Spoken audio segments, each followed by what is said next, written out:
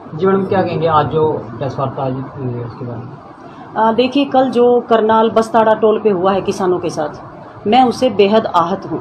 और क्योंकि हम लोग सरकार का हिस्सा हैं, इसलिए हमारी जिम्मेदारी बनती है कि हम कहीं ना कहीं कोई एक्शन लें। और उसी से आहत होकर आज मैंने जेजेपी पार्टी छोड़ने का ऐलान किया है, क्योंकि हम लोग बीजेपी के साथ अलायंस में हैं, हम लोग सत्ता में हैं। तो मैंने ये निर्णय लिया है कि हम सत्ता में नहीं रहेंगे। मैं अपनी तरफ से आज त्यागपत्र दे रही हूँ। क्या कारण रहे जी? आपने कहा किसान आंदोलन आप पहले भी जुड़े रहे हैं, तो आज ही क्यों, उससे पहले क्यों नहीं आपने? नहीं, मैं शुरू से ही जुड़ी हुई हूँ और हमारी कोशिश थी, क्योंकि दुष्यंत जी का भी ये बयान आया बार बार कि हम प्रधानमंत्री जी से बात कर रहे हैं, हम गृह मंत्री जी से बात कर रहे हैं। मुझे लगा कि कहीं ना कहीं ये सॉल्व हो जाएगा, क्योंकि मैं भी चाहती थी कि मध्यस्थता होकर इस मामले का सॉल्यूशन हो जाना चाहिए था, लेकिन अब तक हुआ नहीं। अब जब कल आंदोलन एक अलग चीज है, 9 महीने हो गए, 500 से ज्यादा शहादत हो चुकी हैं। उसके बावजूद कल जो बस्ताड़ा टोल पे हुआ, जबकि मुख्यमंत्री का प्रोग्राम 15 किलोमीटर दूर था बस्ताड़ा टोल से, वो लोग निहत्थे थे, उनके ऊपर इस तरह से लाठियां बरसाना कहाँ तक उचित है? ये तो अंग्रेजों से भी बड़ा कुशासन हो गया। ये तो पूर्ण रूप से इन्होंने तो उन लोगों के ऊपर लाठियां बरसा रहे हैं जो लोगों का पेट भरते हैं। मैं उन लोगों को ये कहना चाहती हूँ, 2 दिन भूखा रह के तो देखें। और आज जब कोरोना में सब कुछ खत्म हो गया, उसके बावजूद भी किसानी चल रही है। किसान से आर्थिक जो स्थिति है देश की, वो मजबूत होती है। और इन्होंने कहा कि हम जो कॉन्ट्रैक्ट फार्मिंग कर रहे हैं कि भाई एसडीएम के पास किसान शिकायत लेके चला जाए तो वहां पे उसको न्याय मिलेगा। मैं केवल आपका ध्यान आकर्षित करना चाहती हूँ, कल एसडीएम ने क्या कहा कि लाठियां मारो, इनके सिर फोड़ो। ये वीडियो खूब वायरल हुई है, आप लोगों ने भी देखी होगी। जो एसडीएम ड्यूटी मजिस्ट्रेट जो ये कहता हो कि इनके सिर फोड़ो, लाठियां मारो, क्या उनसे किसी न्याय की उम्मीद की जा सकती है? ये लोग बोलते हैं कि वो लोग न्याय करेंगे अगर आपके साथ कोई नाइंसाफी होती है।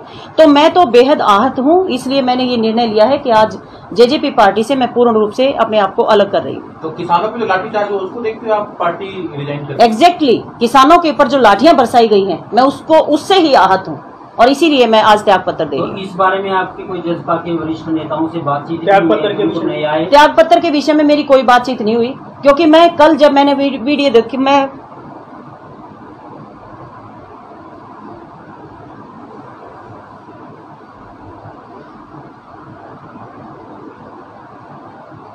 मैं बता नहीं सकती मैं कितनी दुखी हूँ। क्या वो देश के लोग नहीं हैं? क्या उनको अधिकार नहीं मिला? क्या वो आंदोलन नहीं कर सकते, अपनी बात नहीं रख सकते? क्या इस तरह से लाठियां मारेंगे? बुजुर्ग लोग बैठे बेचारे, इनको जरा सी लज्जा नहीं आ रही कि ये क्या कर रहे हैं। तो मैं इससे बेहद दुखी हूं। मेरी किसी से बात नहीं हुई है। जब शुरू में आंदोलन ये शुरू हुआ, पीपली से जब ये शुरू हुआ था, उस वक्त जब ये दिल्ली जा रहे थे किसान, तो बैरिकेड्स लगाए गए, वाटर कैनन इनके ऊपर छोड़े गए, लाठियां बरसाई गई, सब कुछ किया, आंसू गैस के गोले छोड़े गए। उसके बावजूद हमें लगा कि कहीं ना कहीं एक मध्यस्थता होके, वार्तालाप होके और ये चीज हो जाएगी। लेकिन उसके बाद इन्होंने जब हिसार में कोई भी कार्यक्रम इनका होता है तो ये किसानों को टारगेट करते हैं। इन्होंने किस तरह से, अरे ये चाइनीज थोड़ी लोग हैं जिनके किले गाड़ी जा रही हैं, रोड जाम किए जा रहे हैं। किसान तो एक तरफ बैठा है, किसान एक तरफ बैठ के अपने आंदोलन कर रहा है और केवल ये डिमांड कर रहा है कि हमारी बात सुनी जाए। लोकतंत्र में आज तक कितने आंदोलन चले हैं, क्या कभी भी ऐसा हुआ कि कोई सरकार उनकी बात ना सुने? ये तो हमें संवैधानिक अधिकार मिला हुआ है कि हम अपनी बात रख सकें, और हमारी बात कोई ना सुन के उनके ऊपर लाठियां मारे, ना सुने, यहां तक भी एक बात समझ में आती है, लेकिन उनके ऊपर लाठियां बरसाई जा रही हैं। क्या किसी भी आंदोलन को किसी भी तरह से ऐसे कुचला जा सकता है? नहीं कुचला जा सकता।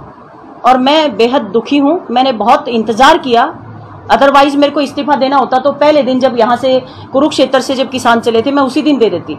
लेकिन मुझे उम्मीद थी, और मुझे ये उम्मीद इसलिए भी थी कि क्योंकि दुष्यंत जी ने हमेशा ये कहा कि मैं किसानों के साथ खड़ा हूं, तो मुझे ये उम्मीद थी कि वो लगातार वार्तालाप, कहीं ना कहीं एक चर्चा, मध्यस्थता करके इसको सॉल्व करेंगे। लेकिन जो कल हुआ है, इसके बाद मैं इंतजार नहीं कर सकती। तब इसके बाद कोई पार्टी का दामन थामने? नहीं, किसी पार्टी का कोई दामन नहीं थामना। मैं जिस तरह से समाज के लिए काम कर रही हूँ, मैं उसी तरह से करूंगी। और किसान आंदोलन में पूरा बढ़ चढ़कर हमारा जो सर्वजातीय सर्वखाप का जो संगठन है, वो पूर्ण रूप से समर्थन दे ही रहा है। शुरू से आप लोग देख ही रहे, और आगे भी हम लोग इसी तरह से समर्थन देते रहेंगे। तो अब फिलहाल मैडम आपने किस पार्टी को इस्तीफा दिया, कारण क्या है? इस बार दोबारा कहें। जेजेपी से मैंने इस्तीफा दिया है, और उसका मुख्य कारण है क्योंकि हम पार्टी में सत्ता में साझेदारी है हमारी, और क्योंकि हमारी भी जिम्मेदारी बनती है। अगर देश के निहत्थे लोगों के ऊपर इस तरह से उनका खून बहाया जाएगा, उनकी आवाज को दबाया जाएगा, तो ये लोकतांत्रिक हत्या है। इसलिए मैं उन किसानों के साथ जो लाठीचार्ज हुआ है उससे आहत होकर आज मैं जेजेपी पार्टी से इस्तीफा दे रही हूँ। आप भावुक भी हुई हैं इस दौरान?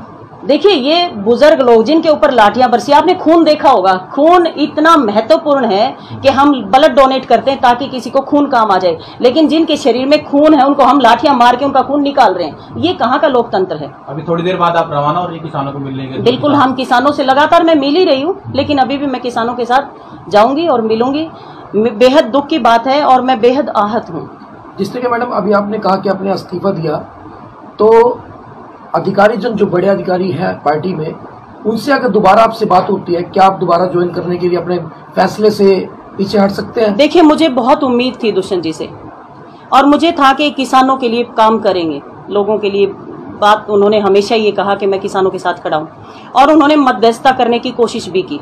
लेकिन मैं तो ये कह रही हूँ, जब जहाँ जिस पार्टी के साथ उन्होंने एक ज्वाइंट वेंचर उनका है बीजेपी के साथ लेकर चले हैं, तो उनकी बात को अगर वहां नहीं सुना जाता तो मुझे नहीं लगता सरकार में उनको बने रहना चाहिए, उनको इस्तीफा देना चाहिए।